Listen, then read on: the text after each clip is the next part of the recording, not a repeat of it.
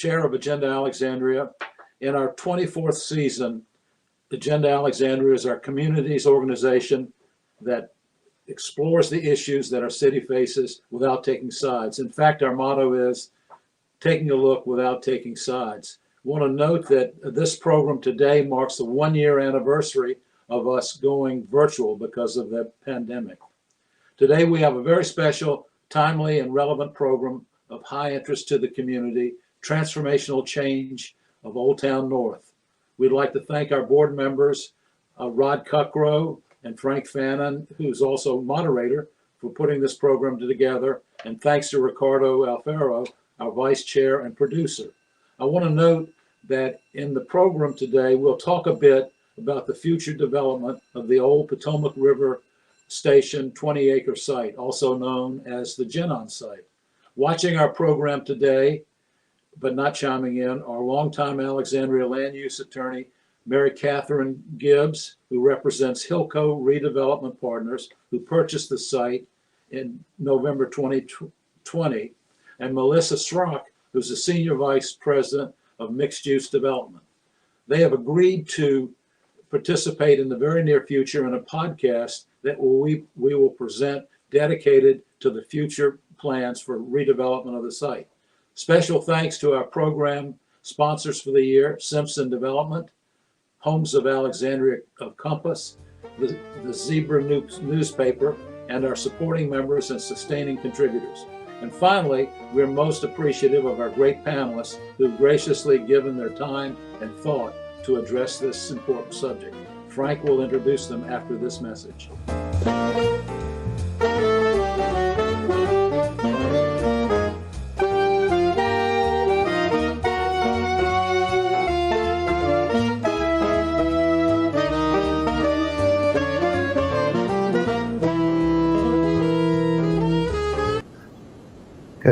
Good evening, Alexandria, and welcome to our March program of Agenda Alexandria. I'm Frank Fannin, and I'm going to be your moderator tonight. Our program tonight, Old Blight, New Progress, Transformational Change in North Old Town. This program was originally scheduled to take place in March of 2020, but once the pandemic hit, we had to suspend the program for a year, so we're picking it up right here in March of 2021. But what has happened in the past year is a lot more development here in North Old Town, and we're going to hear tonight from many people that are community leaders and that are participating in the revitalization of North Old Town. I'm going to list the 5 panelists we're going to hear from tonight, and then I'll do a little further introduction as we hear the opening comments from each of them. We have Mary Harris with us, who's the president of Notice, which is the North Old Town Independent Citizens Association. We have Agnes Artemel, the president of Artemel and Associates, who's lived in the area for over 25 years. We have Nate Masick, who has been on the Planning Commission for 8 years. And we also have Christine Mindrup, who is the vice president of real estate for the Alexandria Economic Development Partnership. And finally, we have Austin Frazier, who is with Carr Development and is working on many projects here in North Old Town. So thank all of you for being here tonight, and we look forward to a lively discussion with everyone. Mary, I'm going to turn it over to you for some opening thoughts. And Mary has lived up here in North Old Town for many years. She has been involved with the small area plan that took place. Mary also enjoys history very much.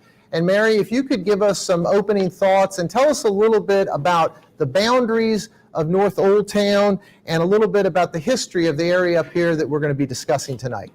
Thank you. Oh, thanks so much, Frank. I'm really happy to be here. Hello, Agenda Alexandria. I'm always eager to talk about my neighborhood, Old Town North, formerly North Old Town. You asked me to talk a little bit about history, so I'm just going to start off and let you know that our neighborhood runs from Orinoco Street up to Dangerfield Island. You can meet here some of my neighbors. Our area is small, less than a quarter of a mile. We have now almost 4,000 residents. Most people live in condo or townhome communities that have been built over the years with names evoking sort of the place that we live by the river, or our history. Harbor Terrace, Marina Towers, Watergate, Rivergate, Canal Way, Canal Place, soon Venue and Muse. Each has a distinctive style and personality, and they appeal to a diverse population built over the years. So we're now having more high-end housing and construction since the small area plan was adopted.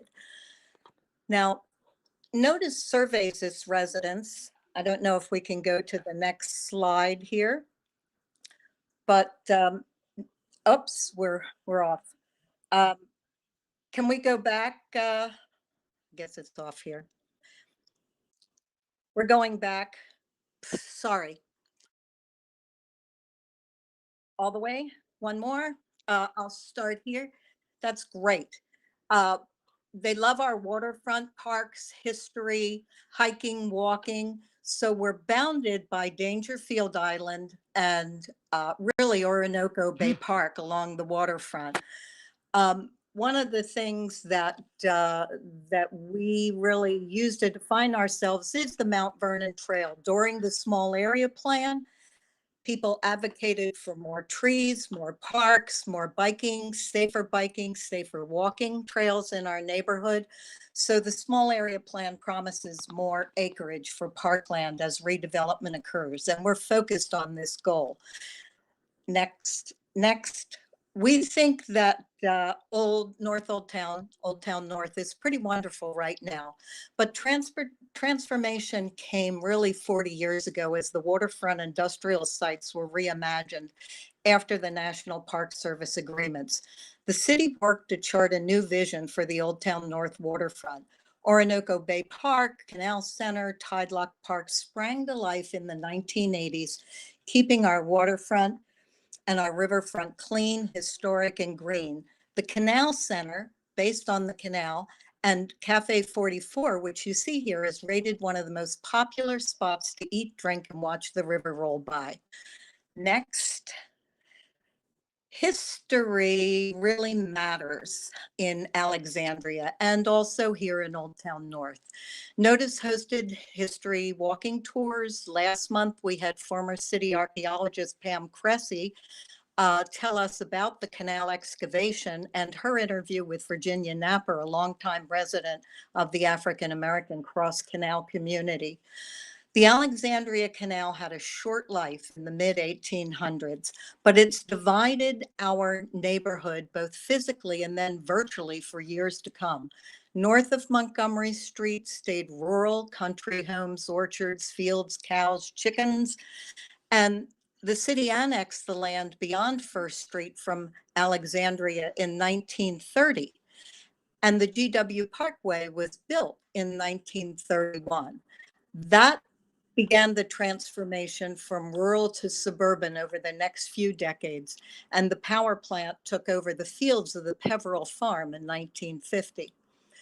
Today, north of that invisible canal bed line, as you see where the canal goes, remains pretty quiet and residential, while the area south of the canal on First Street is still leafy, but more dense, retail, and urban. Next slide. Our neighborhood plan includes a guide to help us interpret the history and preserve the artifacts of the past as redevelopment happens. The plan notes that much more research needs to be done. We were kind of left out above First Street of history, but the theme map shows the dominance of history south of the old canal along the rail line. And the guide recommends preserving these historic transportation artifacts in the north end of Old Town North. Both Slater's Lane, which led to the historic Bellevue Estate and Slater Gardens, and the Washington and Old Dominion Railroad line south of the power plant, which was operating until recently when Robinson Terminal and the plant closed.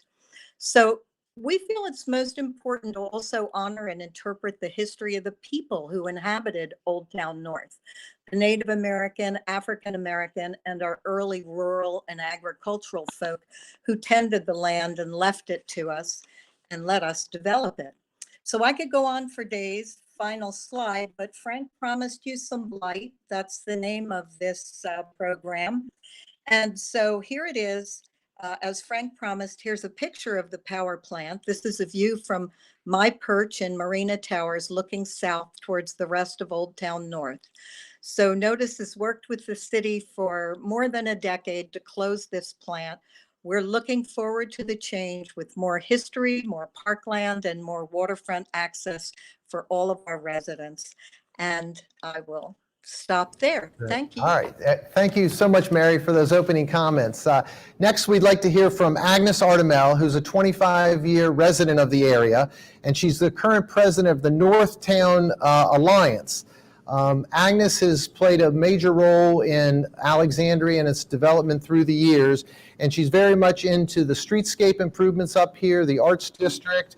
And at this point, Agnes, I'd love to turn it over to you for a couple opening thoughts and tell us about what you see happening up here in North Old Town. Sure, Frank. Thank you very much. My history with Old Town North doesn't go quite as far back as what Mary was talking about, but I did move into Rivergate in 1996 as an original owner, and I still live there. For those who don't remember back that far, before Rivergate, there was the Norton rendering plant. That was what was on the site of my house. And the whole area was very industrial. My husband had created the first waterfront plan and helped relocate a lot of industrial uses away from this area. And he was very interested in waterfronts. So when the opportunity came up to buy a townhouse here, we jumped on it. We moved from Rosemont to Old Town North. And a lot of what you see today was not here yet. In fact, there weren't very many amenities at that time. We were a little bit pioneers. But over the 25 years, things changed. We got Trader Joe's and we got Harris Teeter and we got some new multifamily units. We got better parkland. We got improvements in the Alexandria House Park. And today, the pace is faster than ever. We see new buildings popping up everywhere, which are really going to transform the fabric of the neighborhood. But I've really enjoyed living here, and I can tell you that during COVID, it was a lifesaver to live in Old Town North because I could walk to everything I wanted to and not have any worries. It's been a great neighborhood. We are the original mixed-use neighborhood of Old Town North, starting with the 1992 small area plan. Now I'd like to tell you a little bit about the Old Town North Alliance. We're the third group that is actually working for the good of Old Town North. The very first one historically was the Old Town North Community Partnership, which has had several evolutions, but now is responsible for Montgomery Park and for the farmers market in Montgomery Park. Then there was Notice, which is the traditional civic association. It's been involved with many, many things that go on in the neighborhood. And more recently, the Alliance came up a couple of years ago as a membership organization of people who really want to put Old Town North on the map. We've been a closely held secret for a long time, but now it's time to go regional and let people know about us because we have a lot of assets that people would be interested in. We have the continuous waterfront walk, which will be improved once again when the power plant develops. We have over a dozen really great restaurants. We have new shops and boutiques. We have Metro Stage. We have the Art League School. More arts uses are coming. We have public art coming. Our open spaces are being improved. So a lot of positive things going on in this neighborhood. And the best of all is that all of us in the various organizations are working together to make it all happen. Great. All right. Well, thank you, Agnes. Next, we'd like to hear from Nate Masick, who's a member of the Planning Commission. Nate has been on the Planning Commission for 8 years. For those of you who don't know, the Planning Commission is appointed by the City Council, and they're in charge with many of the planning decisions that come forward here in the city. They make their recommendation and they pass them on to the City Council.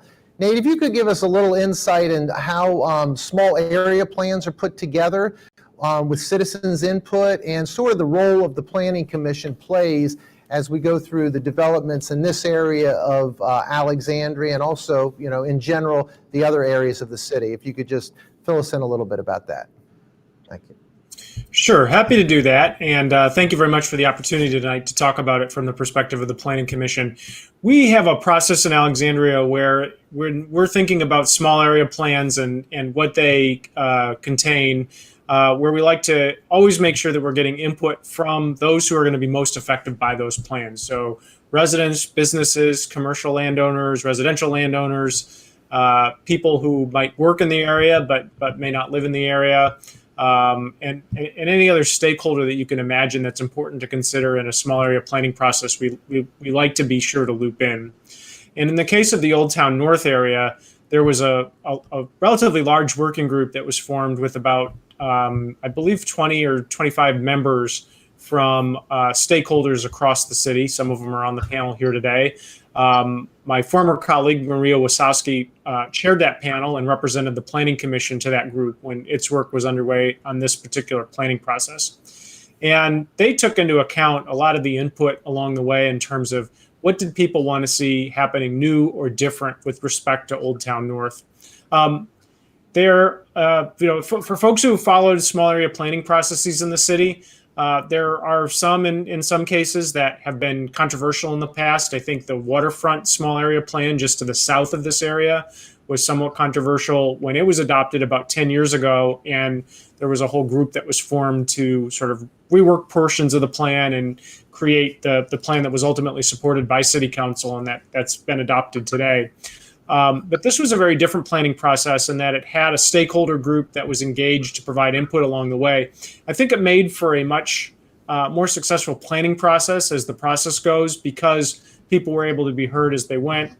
And, it was a plan that was adopted with relatively strong support by people who live in the area, work in the area, have commercial property in the area.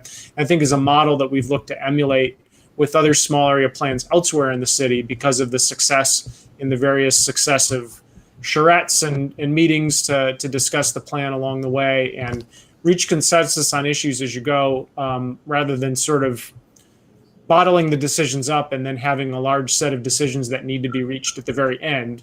By working through the issues along the way, I think it creates a much more successful planning process, as was the case here. Great. Okay. All right. Thank you for those opening thoughts, Nate. Next, we have Christina Mindrup, and Christina has been with the Alexandria Economic Development Partnership for the past 12 years as the Vice President of Real Estate. And Christina, thanks for joining us here tonight. And we'd love to you fill the citizens in a little bit about the more of the role that AEDP plays and how you work with the city and the developers on your day-to-day job. All right, thank you. I appreciate it. So as I said, I've been here, as Frank said, 12 years now. I actually was a broker at one point, leasing, coincidentally, the Canal Center Plaza. But now with AEDP, AEDP is a 501c6 organization. We're a public-private partnership that promotes the city of Alexandria as a premier location to invest and do business.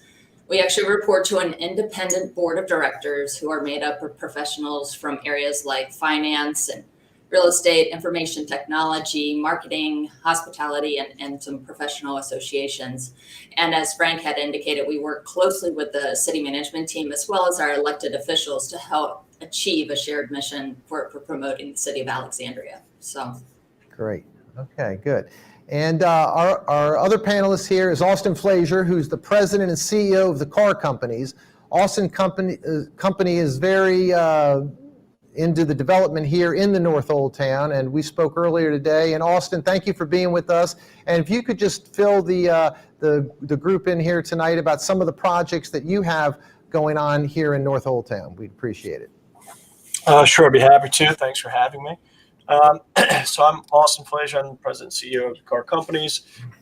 We are a DC-based, privately held real estate business that has a number of operating businesses between co-working, development, asset management, and finance. But in Old Town North, which is our most active market, or Old Town Alexandria, I should say in general, we have a number of hotels and office buildings and also co-working locations through our company Car Workplaces.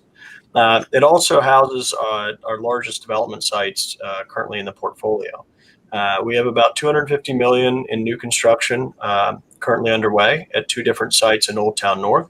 The first is the Venue project, which is at 901 North Fairfax. It's our former Crown Plaza Hotel. We have 119 condominium units in an adaptive reuse tower, originally the hotel tower. And then the base of the project is ringed with 41 new construction townhomes.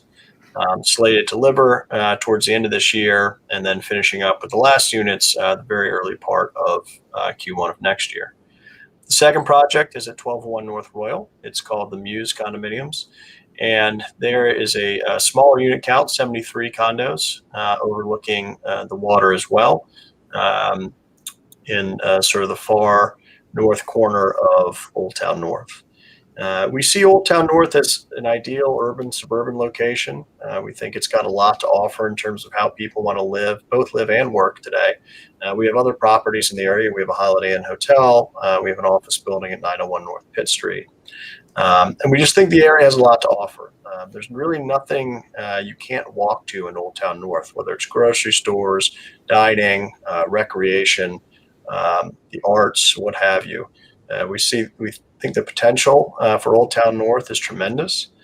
We think it's already a great place to live and work, but it's just getting better, I think, over the next couple of years as a few more projects come in, deliver a few more amenities to really round out the neighborhood. So Great. we're very excited about it. I was a member of the working committee for the Old Town North Small Area Plan.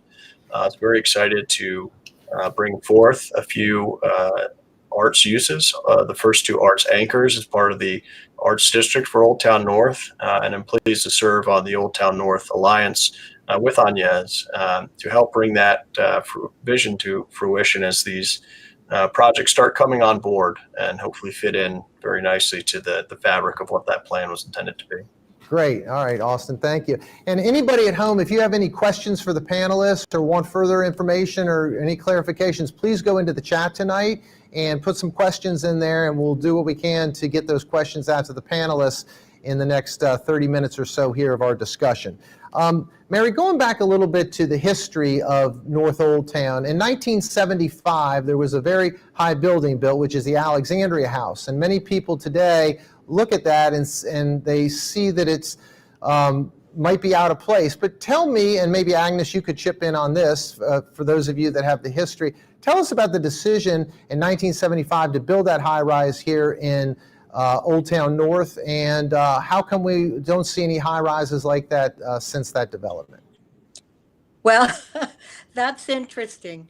The first, I think, high rise in Old Town North was actually north of the power plant, Marina Towers, in 1970. And I remember going and talking to someone at the Planning Commission when I first moved here in the early 1990s.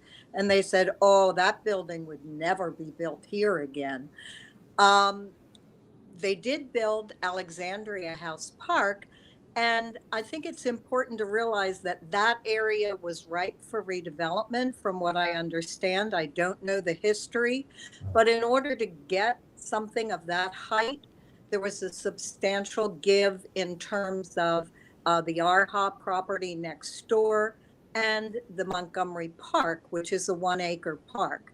And I'm not so sure that there is an appetite for many more high rises of that height here in Old Town or Old Town North, but I'm going to just kick it over to Agnes to get her GQ on that. Yeah, so the interesting thing about Old Town North in the 70s and 80s is that there wasn't much that anybody cared about in Old Town North. So Alexandria House was able to build 24 stories because it's not in the old and historic district, and the zoning allowed it. It was really not that, there was nothing anybody could do to stop it, basically. They did give the half-acre Alexandria House Park, which is north of the Simpson building on North Fairfax. But there were a lot of land swaps going on in Old Town North. For example, at one point, there was a proposal to build 3 high-rises on what is now Founders Park. And because of public outcry, that developer was offered instead the site, which is now Watergate of Alexandria, the couple of blocks of low-height townhouses.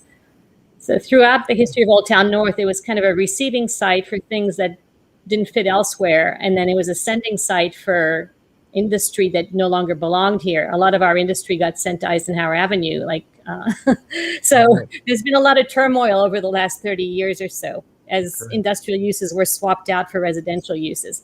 But Right. it's clearly nothing as tall as Alexandria House will be built in Old Town or east of the tracks. I got you. Great.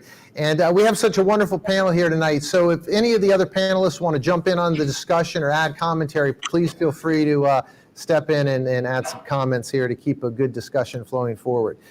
Christina, we ran a program a few years ago basically about the redevelopment of the GenOn, the Mirren power plant, as many people know it here in Alexandria. And we understand that it's recently been sold. There's 15 to 18 acres up there. And I know you were involved in that a little bit. And if you could fill everybody in on what the citizens of Alexandria might see coming to that into old industrial site over the next 5 to 10 years. Just give us a little update on that. Thank you. Absolutely.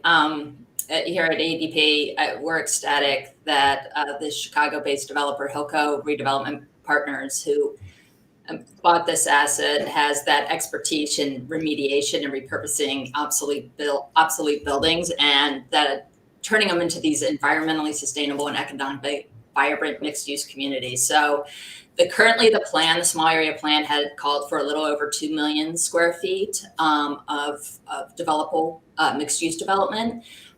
We anticipate, Hilco is already started, as they would like to say, they're at the beginning of the process, but they're starting a community outreach. Some of you may have been on the call last month, and they plan to do calls every other month to keep the community engaged and get their input on what they'd like to see in that future development. From our perspective at AEDP, we're there to work with them as a partner and to help them realize that vision, and hopefully as part of the small area plan, bring that catalyst project that's going to help with the vibrancy both of that project and Old Town North in general, particularly this emerging Old Town Arts District that Austin mentioned is going to be critical. I think having that, whatever that catalyst of mixed use development shows up in GenOn site, helps support that community as it grows. So we're thrilled with that. Okay, great. Austin, as you know, we live in an incredible area with economic development. And can you give us a little insight on the way the development community looks at the different jurisdictions between Maryland, PG, Montgomery County, DC, Alexandria, Arlington, and just give us a little appetite on the way the development community views Alexandria and any other insight you'd like to add onto that. Sure. The development community, I can't necessarily speak too broadly, but I think for us, we view Alexandria as a community that has a rich history in place, and something that's when it's not a new and emerging neighborhood. Pockets of it might be emerging, and there's opportunities to add to them and to sort of continue the story that's already been started. But it's sort of a rich context in which to land a project and to develop within a framework that's already been established, but also to help it grow. So to us, we see it in Alexandria and Old Town in particular, where we're really most active, as a community that's already got a lot of amenities, that has a lot of the things people are looking for, that has great proximity if you need to get to downtown DC, if you need to get to Reagan Airport, if you need to get to VRE. But that's also a community that's happily self-contained. I mentioned earlier, there's nothing you can't walk to from Old Town North to do. So I think it's got a lot to offer in that regard. From a development perspective, it is a tougher jurisdiction to re-entitle and go through the zoning process. And I think in some regards, that's a good barrier to entry. Only high quality projects tend to move forward. In other regards, it can add time and cost and always the potential for delay of good projects otherwise could get through. We've always been fortunate. Our projects have gotten through the zoning process. I think been the better for it. So we've really never had an issue with it. But it is generally viewed as a high barrier to entry market from a development standpoint. Gotcha. Okay. All right. Thank you. Nate, in reference to planning, we know Alexandria is one of the most densely populated cities in America. We have approximately 150,000 people living in 15 square miles. And as many of us know, we've had these flooding challenges that have come up recently. So give us a little insight, Nate, on when you make these development approvals and these plans, how much thought is going into the situation that we've been dealing with the water runoffs and the flood issues here in Alexandria recently? Well, there's a lot that goes into it, and clearly there are a couple things at play here, which is that there's the city's infrastructure for flood control, flood management, stormwater management, and part of what the city's trying to do in general is to make sure that the infrastructure is sufficient, and adding new infrastructure where needed to provide additional support for stormwater management, and that's why you see a new utility fee structure in place to help support that. With respect to how development plays into that, there are intentional efforts with approving new development in the city that the city does have very stringent standards that new developments must meet in order to manage the stormwater from the site that they're on. When you're looking at a part of the city like Old Town Alexandria North, there's a lot of pervious surface that and a lot of previously developed land that may be subject to redevelopment. So the current situation is that where those sites exist, where you have an older building, they may not have the best apparatus for managing their stormwater on site.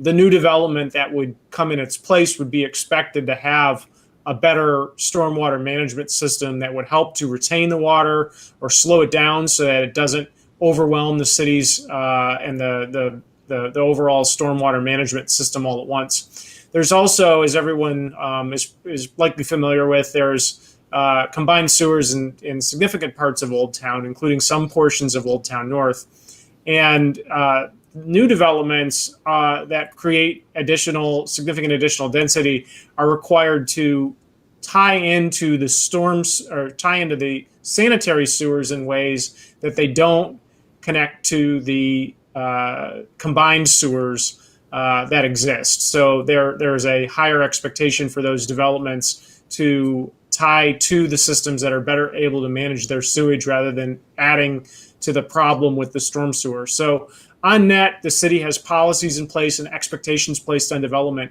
that would improve the situation relative to the status quo and hopefully go beyond that with respect to providing additional infrastructure to meet the needs of that new development. Gotcha. Okay, great. Frank, I'd love to just piggyback on, because I think the point Nate raises is a critical one. Is a big part of how you're managing this moving forward are the new development projects. It's amazing what can be done with new building technology and how you're treating. And I think that the stormwater, groundwater is a big piece of that. And the systems we're able to install in new construction are very, very different than what has been in place previously, which is effectively, in many cases, just impervious service in general, where there's no treatment, there's no holding of site water on site or otherwise. So it's sort of the past structures exacerbate the problem, if you will. And oftentimes, these new developments, while they're viewed appropriately through the lens of change, and they could be taller buildings or new structures or otherwise, they are also because of the restrictions, and part of your question earlier, Frank, about how developers view Old Town is there are a lot of restrictions in place. There are a lot of requirements in place, but at the end of the day, you get a better, more environmentally friendly, more sustainable project that helps to chip away at some of the problem. So I do think that's an important point to make and to focus on. Great. Okay. Thank you. Another topic that has always taken place in Alexandria since we're so densely populated, and I'll throw this out to any of the panelists who'd like to answer it, maybe Mary or Agnes, since you live up in the area. Traffic and parking is always a major concern in Alexandria, but we're on a trend now where a lot less people have cars, a lot more people are walking, using the metro, or hopefully the metro will increase once the pandemic ends. So are the parking and restrictions, what are they like here in North Old Town? And when new buildings are going in, are we still requiring as many parking spaces maybe as we had in the past? So I'll throw that out to anyone who might want to address it. Well, I'm happy to take the first whack at it. The parking, we do have a RPP, a parking permit system here that I think works fairly well. There is less parking required for new projects, but that hasn't manifested itself yet in the projects that we've seen. I think, for example, the Muse and Venue, which are two of our largest projects, they have substantial on-site parking, underground parking. Some of the other sites all have off-street or underground parking. But I think the key thing here is that we are having much more traffic in our area. And as we look at the power plant site, the proposal right now is to extend the street grid into the power plant. And I'm not sure that the street grid, first of all, there never was a street grid in that area. But I think, as Austin said, people are working and living differently. And we may want to take another look at that and say, do we need all these roads, these impervious surfaces? Can we work with some paths or some, look at transportation and mobility in a new way in that site that hasn't yet been gridified? And I think that's kind of important. Why do we want to cross over the railroad tracks and bike path 3 times with 3 roads? So these are the kinds of things that I think we want to be thinking about, is how do we get around in the future? We can walk everywhere, but not everyone can walk. And so how are we going to have the right kind of mobility options in our neighborhood so that we don't have to park, we don't have to necessarily, park on the street. So I'll kick it off there. Good. Sure.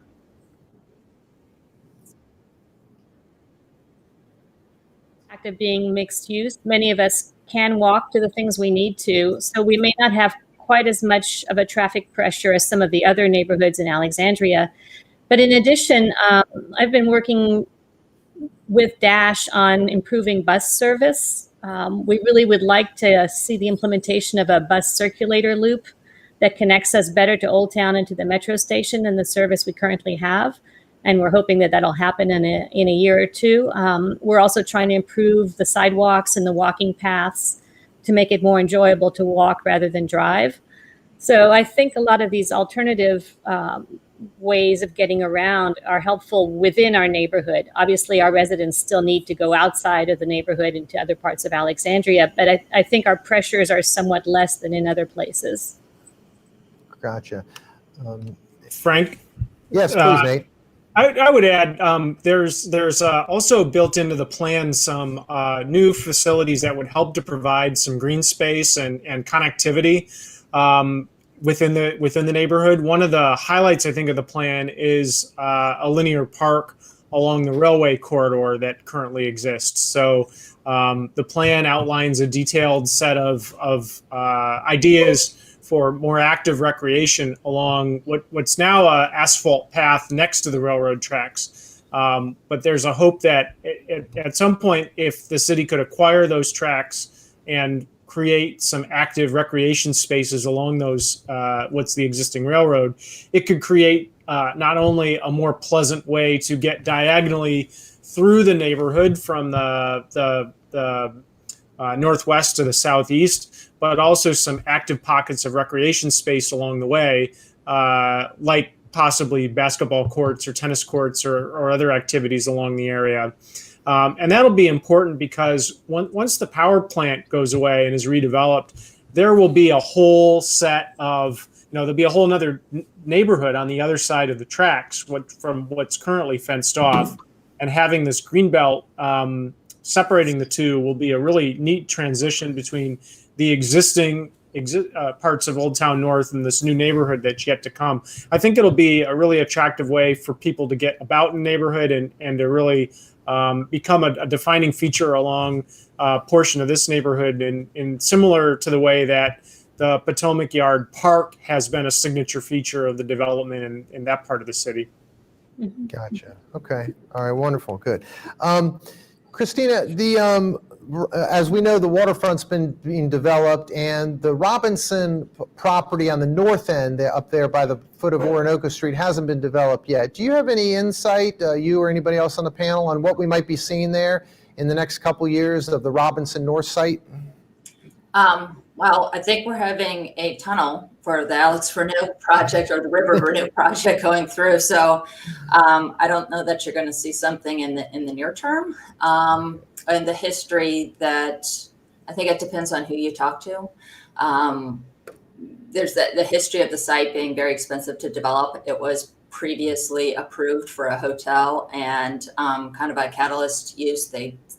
Some sort of an entertainment with residential, and the numbers just couldn't work out based upon what the development approvals allowed and what the developer was able to produce. So I think in the near term, we're going to kind of a sit and wait, but there's enough pent-up demand for development projects that, following what we're seeing at Genon and some of the other things in Old Town North, that should be following very soon thereafter. But in the near term, we have other things that are going to be going under that building or that former project at this time. Okay, great. One of the interesting things that came out recently is the average property in Alexandria, residential property, this is a non-condo property, is assessed at $839,000. Condominium properties are now, the average in the city of Alexandria is assessed at $375,000. The interesting fact is this is the first time since 2006 the condo values have actually gone up. So the average assessed property in 2006 for a condominium was $363,000. Where I'm going with this, a lot of these buildings and these residential properties that are being built are apartment buildings these days. So Christina, if you could tell us a little bit about what's going on there at the Bus Barn site, and any of you that could give me some insight on why you see so many of the new buildings in Alexandria are apartments as opposed to condominiums. So the Bus Barn site is located off of Pendleton Street. This site was acquired by Trammacrow Residential, and I can't tell you the date that happened, but it was approved for residential. I think there's about 232 residential apartment units that are going in there.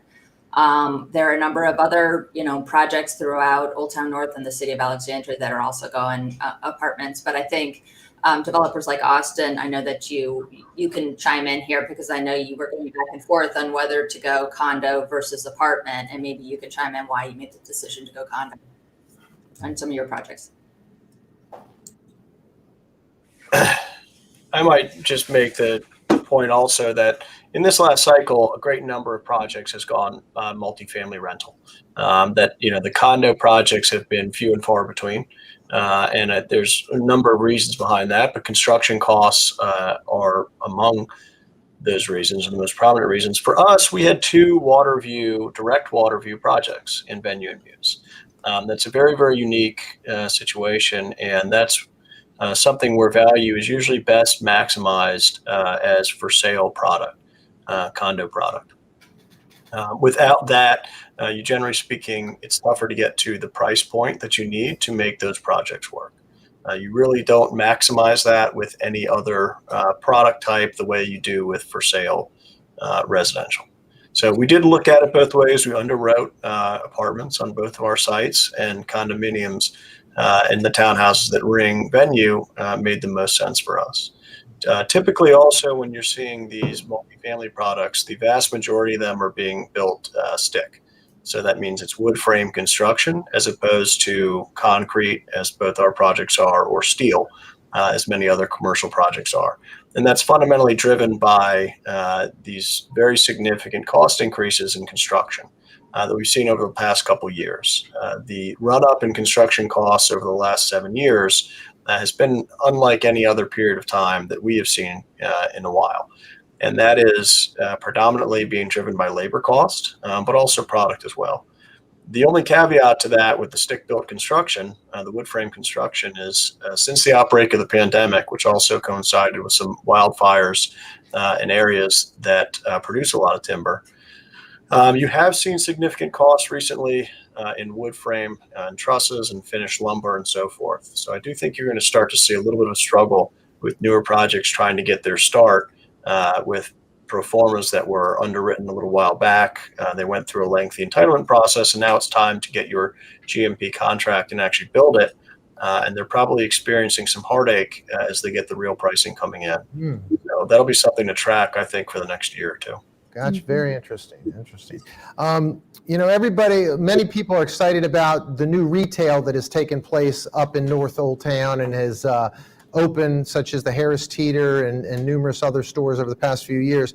Can any of you give us any insight on any retail that is in the pipeline, maybe at the Muse Center or elsewhere? And obviously, we know the retail has been hit hard by the pandemic, but is there anybody who can give us any insight on what the citizens might see coming soon to Old Town North?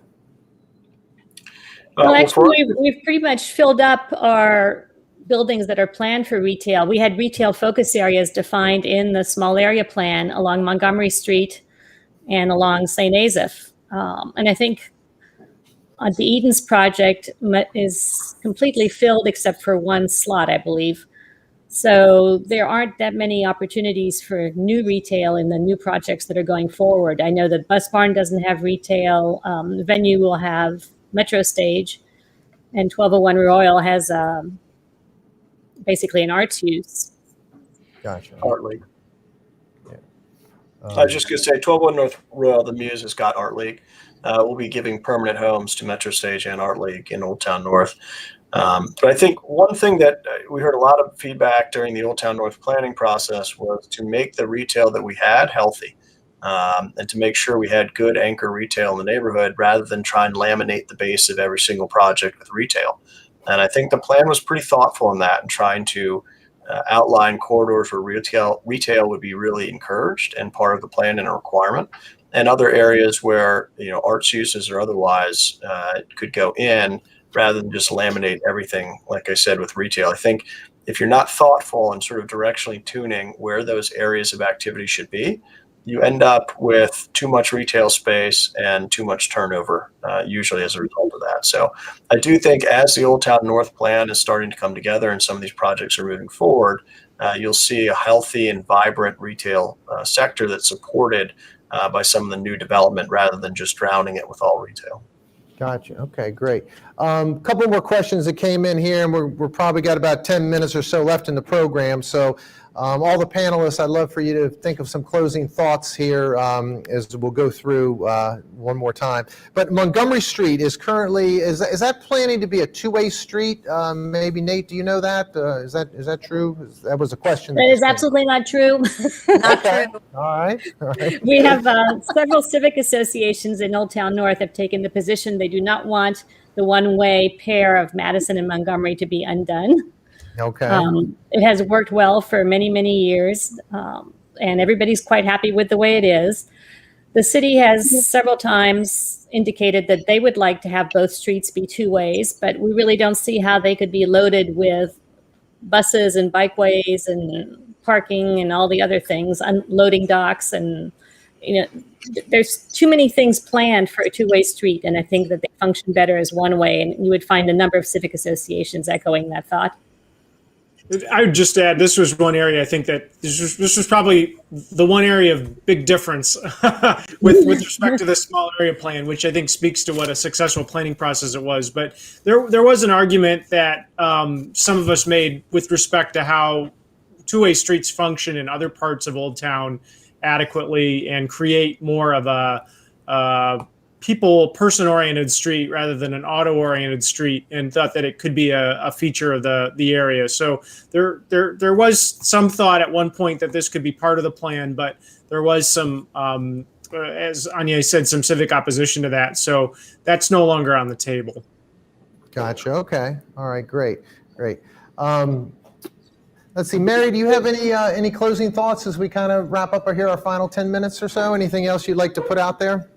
Well, of course, I think everyone has attested to the fact that we live in a wonderful neighborhood. People want to live here. And one of the things that I would suggest for those of you who don't live in Old Town North, or those who do, if you visit Notice's Facebook page or our website, so we're at Facebook at Notice Alexandria, and take a virtual tour. We have Notice's Artistic, where we review all the arts features in our neighborhood.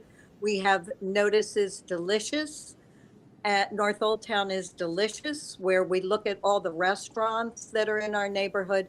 And of course, we have Notices Green for our open space.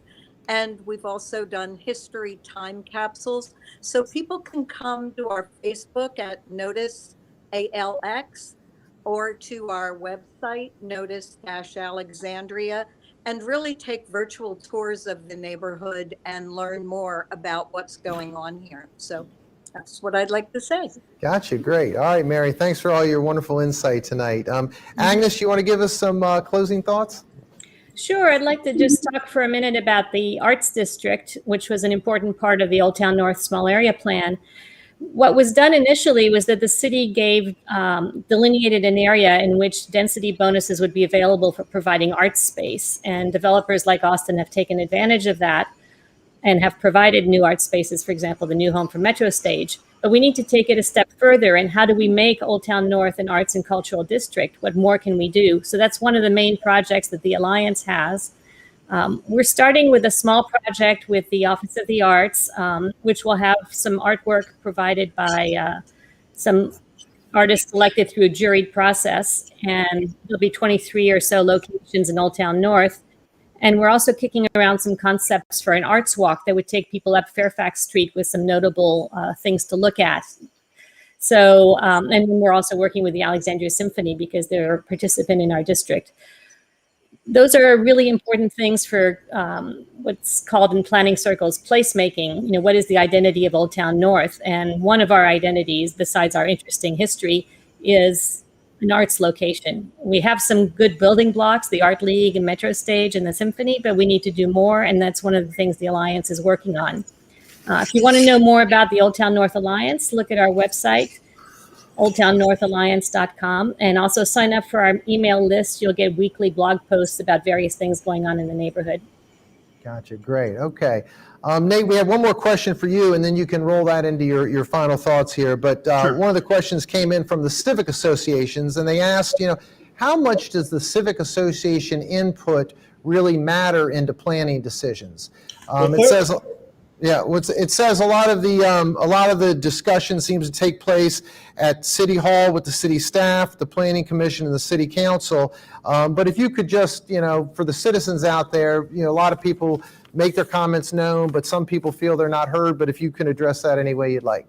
Thank you. Well, with respect to the Old Town North plan, it was a very inclusive process where the civic associations were at the table, and most of the decisions revolving the plan were reached via consensus with everyone who was part of the group. So I'd push back on the notion that these are decisions that are made at City Hall, that the public is not part of that decision, or that civic associations are not part of that decision. And I think that the outcome of this small area planning process has been evident of that. This has been a very successful plan, both in terms of the success of the process and reaching the deliberative decision making. And as I noted, the most controversial thing I think that came out of this plan was whether or not to make the streets one way, which at the end of the day is not, compared to some of the issues we faced with the waterfront or other small area plans, that's a pretty minor issue in comparison.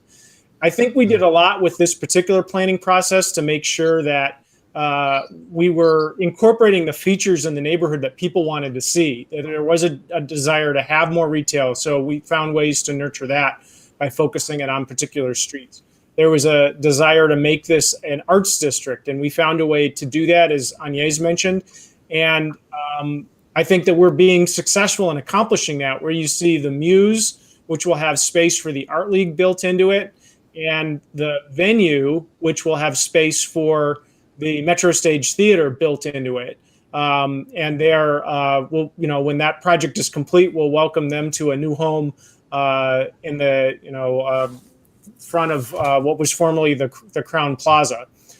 So this plan area has been very successful, very community driven in the effort, and would note that from the point of view of, is the city collectively encouraging the type of development that the community is willing and wants to see, successful in that regard as well, because we see three major projects that have come forward with the Muse and the venue and the Alexan, which is where the old bus barn site was. So we're starting to really see the fruits of the plan with respect to new developments that are really in line with what people ask for here, which I think speaks really highly of the overall effort.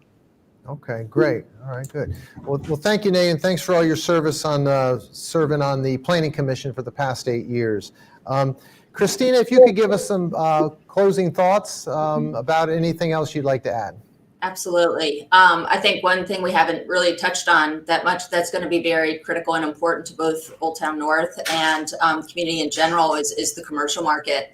Coming out of the pandemic, we're going to start seeing kind of the fall off of that as well. I've been following very closely with some of our office tenants as well as our businesses, but it's going to be critical with Old Town North that we continue to support the commercial market because that's the pure daytime population. So that's the population that's going to help support some of the retail that's coming to the area as well as some of the arts groups. So we're watching that closely and working with the folks at Helco, to try to make sure that that gets incorporated in the new development there, as well as Robinson Terminal North and some of these existing office buildings that still exist in Old Town North.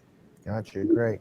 And also, let me give you one final question, and then you can roll it into your final comments. But as Christina mentioned, with the pandemic going on, the whole office marketplace has really been turned upside down, and I believe the vacancy rate somewhere between 20 and 25% in Alexandria.